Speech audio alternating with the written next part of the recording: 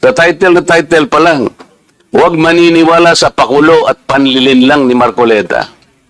Attorney, kahit kailan wala akong nilinlang na mamamayan ng Pilipinas. Wala kang karapatan na akusahan mo ako ng ganito. Ano yung panlilinlang na sinasabi mo rito? Marami na po kasi akong naging hindi ko ano yung particular na Ito pakikita ko sa'yo, ayan hindi ko po alam kung anong particular doon na Attorney, gumawa ka ng vlog. yes po, ako pong Responsibilidad mo sa public ito, lalong-lalo na yung naniniwala sa'yo. Walang kinalaman yung rally ng INC dito. Lang ginawa ko doon sa rally. Kailangan siguruhin mo, nagsalita ko doon, anong parte ng speech ko ang nilinlang ko ang mamamayang Pilipino. Yung mga vloggers umaatake rin sa akin, pero hindi ako balat sibuyas. Hindi ko nakita kay Congressman Marcoleta na ang mga paninindigan niya sa issue ay para sa bayan. So honest opinion ko po yun. Yun po yung ano ko. Hindi po ako doon, hindi po malicious yung ano ko, yung intention ko doon. Ano ang panlilinlang doon? Magbibintang ka na, pakulo lang lahat ito, takoy nanlilin lang. Attorney kung talagang attorney ka.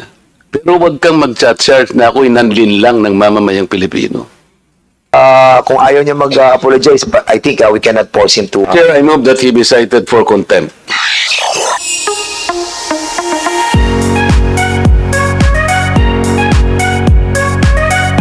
Abogado ka pala na nagtuturo sa Ateneo. At sinasabi mo, ang diferensya ng private sa public figure, pagka public figure ay hindi basta-basta. Kahit nabirahin mo, parang may lisensya ka na, parang gano'n sinasabi mo. Pero pag private, talagang kinakailangan may malis ka agad yun. Siguradong, kaya lang nung ikaw ay nag-vlog, ito yung title ng vlog mo sa akin Huwag maniniwala sa pakulo at panliling lang ni Marcoleta. Ano ang panliling lang ko, attorney? Public figure ako, pero kailangan malaman ko, sapagkat dito lang may malis ka na Una, hindi mo ako kilala, ikaw hindi rin kita kilala. Pero dito lang sa title na title pa lang, huwag maniniwala sa pakulo at panlilin lang ni Marcoleta. Attorney, kahit kailan wala akong nilinlang na mamamayan ng Pilipinas. Wala kang karapatan na akusahan mo ako ng ganito. Kung ang pinag-uusapan ay gusto mo lang ma-informahan ang mga nagpa-follow sa iyo kung sino-sinong maraming nagpa-follow. Pwede mo ba sagutin ito muna? Ano yung panlilin lang na sinasabi mo rito? Marami na po kasi akong naging hindi ko ano yung particular na Ito pakikita ko sa iyo, ayan hindi ko po alam kung anong particular doon na Attorney, gumawa ka ng vlog. yes po, ako pong Responsibilidad mo sa public ito, lalong-lalo na yung naniniwala sa'yo. Hindi ako maniwala kung paano mo silang napaniwala. Pero itong sinabi mong ito, may pakulo ako at panlilin lang. Ito yung sagutin mo. Hindi ako naniniwalang hindi mo naalala ito.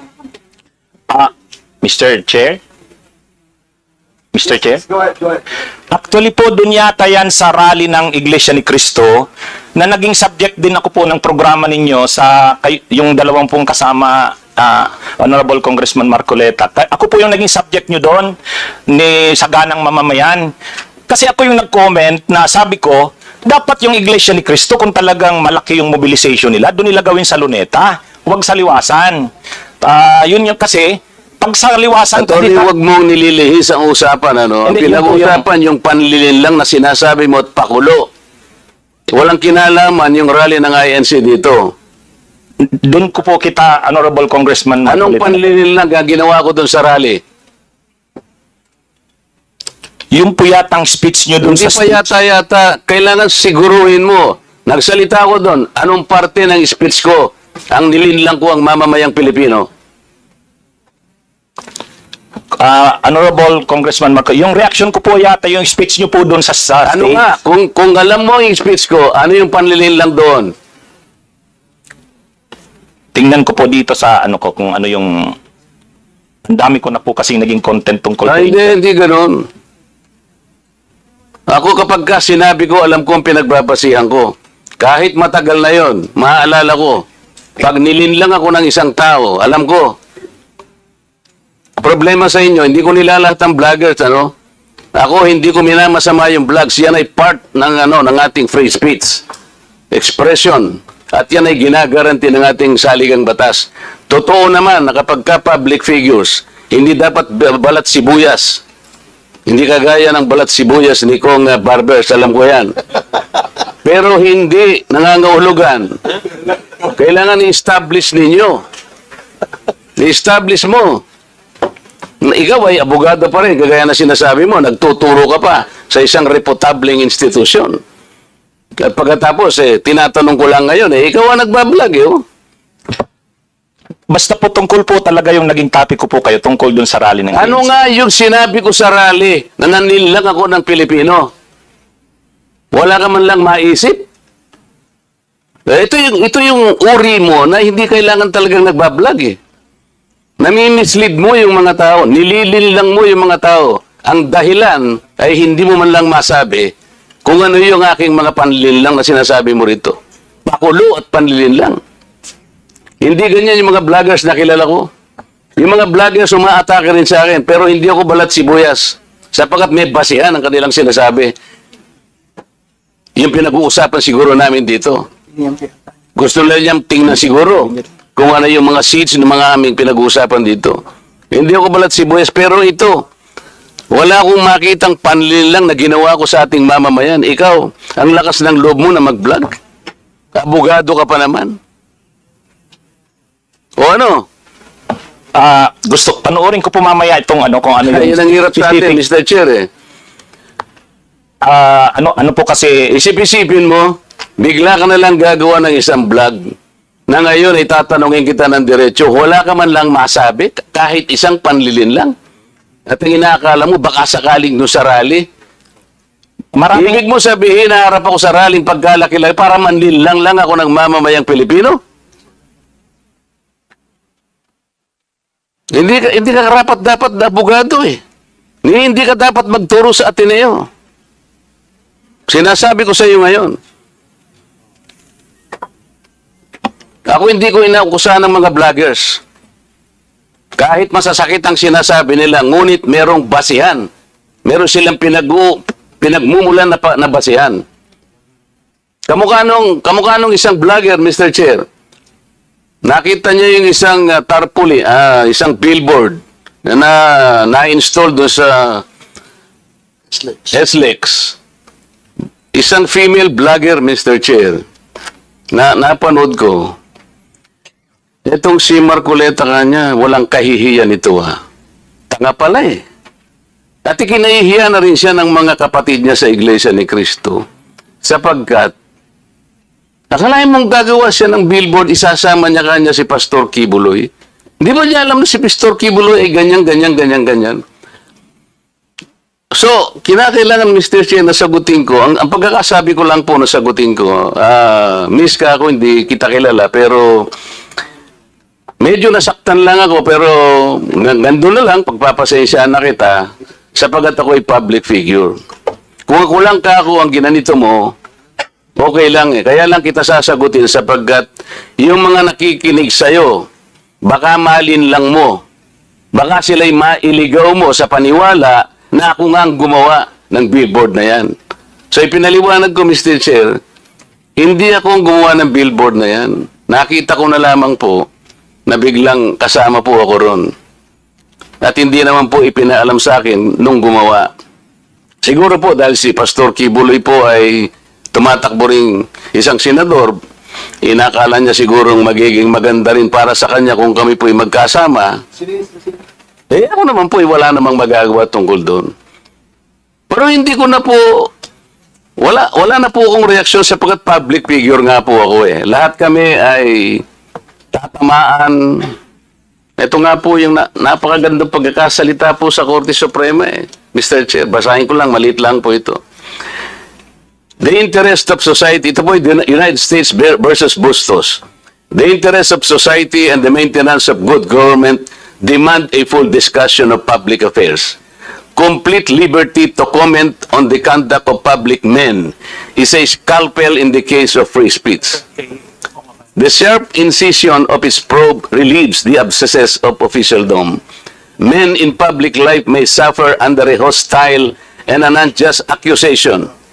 The wound can be assuaged with the balm of a clear conscience. A public officer must not be too thin-skinned with reference to comment upon his official acts. Kaya kaya ko na lang siyang i-tolerate, Mr. Chair, yung babaeng yun eh. Pero ikaw, attorney, dahil sa attorney ka, yan ang sinasabi mo, at nagtuturo ka pa sa isang reputable institution, dito lamang sa title mo eh, huwag maniniwala sa pakulo at panlilinlang ni Marcoleta. Pagkatapos tatanungin kita ngayon, kung anong panlilinlang ang ginawa ko, wala ka man lang masabi. Kaya naman kitang idemanda pero hindi na kita pagtitsagaan eh, kung ikaw lang. Gusto ko lang malaman ng mga tao na walang basihan tong ginagawa mo. Para sa akin, sapat na nakabayaran sa'yo. O total, hindi na siya makakimo, Mr. Chair. Tatigilan ko na siya. So hinanap ko po talaga yung vlog ko na yon kung tungkol saan. So nakita ko na po, October 21 pa po pala yon, 2024. May post kasi si Honorable Congressman Marcoleta, ang post niya, yung tungkol sa pagbisita niya sa Naga. Taga Naga po kasi ako. Nakipagkita siya kay former Vice President BP Leni. So ang post ni Honorable Congressman Marcoleta, na yun yung mark ng pagiging statesman. Kasi siya, hindi siya kay Duterte, kay Marcos, kay Leni, para sa kanya unity. So yung topic ko, huwag padadala sa pakulo at panlilinlang ni Anong Marcoleta. panlilinlang doon? Yun nga po, explain ko yung sinabi ko. Kasi Ano nga? opinion ko po ito. Sabi ko, Oo nga, hindi panlilinlang yon. ay, Nakipag-handshake ako. kaya nga, ang At sabi sinabi ko, unity begins. sabihin ko lang po handshake. yung sinabi ko doon sa vlog ko. Hindi, panlilinlang ba yun? Ang sabi ko lang po, kasi kanina po, tinatanong ako tungkol dun sa vlog ko na yon. Hindi ko talaga maalala sa dami ko ng vlog. So, binasa ko po, pinanood ko. So, tungkol po yun sa post ni Honorable Congressman Marcoleta. Sabi niya, reading from netizens, reactions on my brief and casual meeting with former VP Leni. After my trip to Sipokot, I now realize how really divided our people are. Reaching out to all our leaders can also be personal. Our ability to show our humanity beyond the realm of political.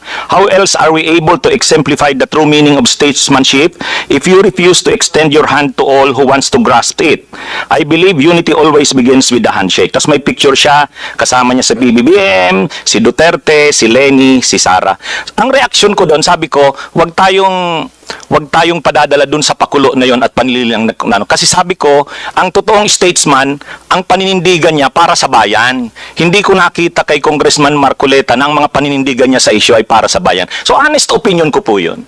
Yun po yung ko. Hindi po ako doon, hindi po malicious yung ko, yung intention ko doon. Mr. Chair, may I react?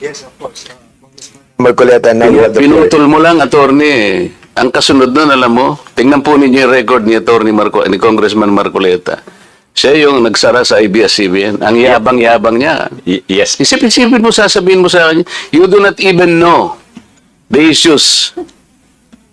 Attorney, alam mo ba yung issue sa ABS-CBN? Yes po. What do you know about it? Mr. Chair. You can reply, Attorney Ricky, please.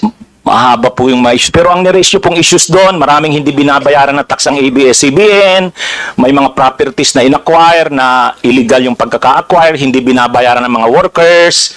So, mainly po yun yung nakita kong niraise yung issues nung pinasara yung hindi binigyan ng renew yung franchise. So, Mr. Chair, ano ang panliling lang doon? Ni hindi mo alam yung Philippine Depository Receipts, ni hindi mo alam yung corporate layering, ni hindi mo alam yung transfer pricing na ginamit nila para magkaroon tax evasion through Big Dipper. Ni hindi mo alam ang napakarami nun. Pagkatapos, magbibintang ka na, pakulo lang lahat ito, tako'y nanlilin lang. Ano ang binibigay mo sa followers mo, Mr. Chair? Wala kang masabi na panlilin lang eh. Ang sinasabi mo ngayon, opinion eh. Pwede kang humabi ng opinion.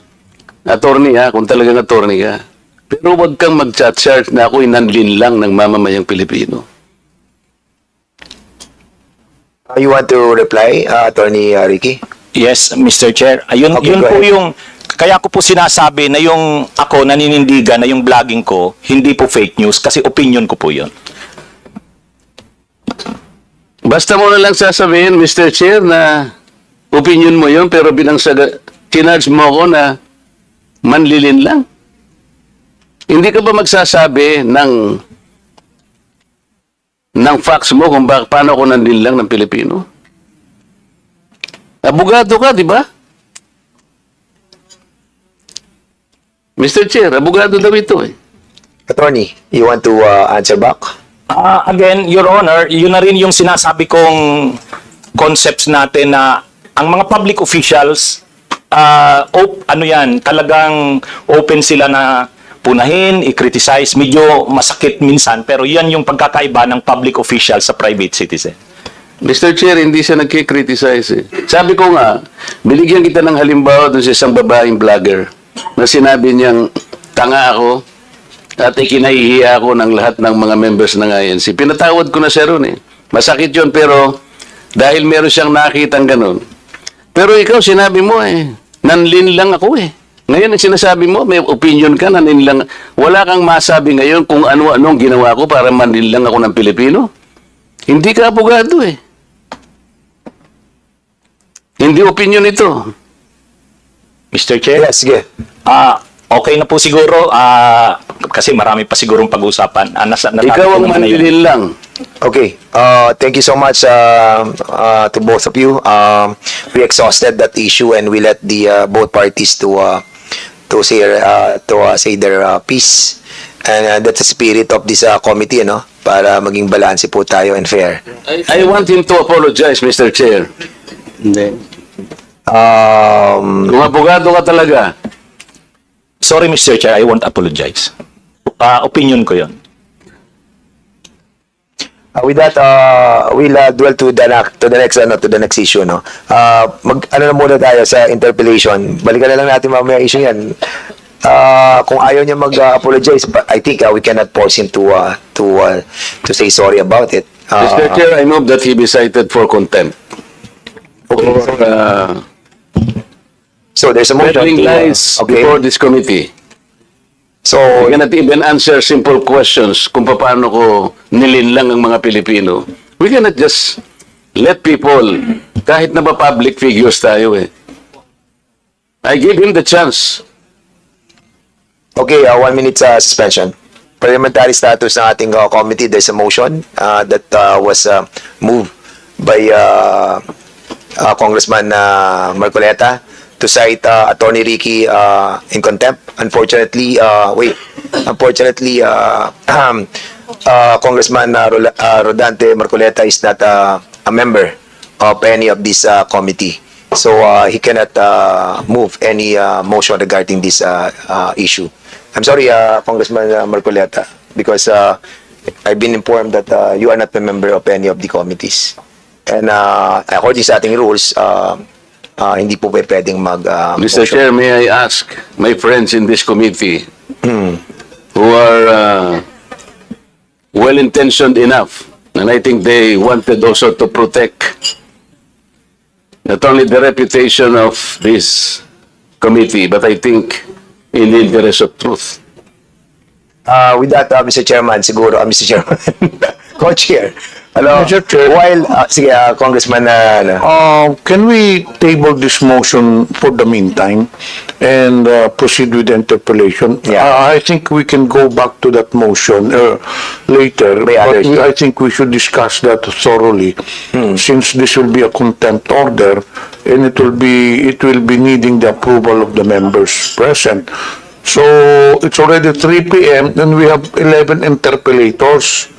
So that is my suggestion, Mr. Chair, with the indulgence of Congressman Marcoleta. The members here have been here since early this morning. So kung pwede, tumuloy na muna tayo sa interpellation, then we'll go back to your motion. no, we cannot go back to the motion unless we will be able to talk to the other members to move for that motion.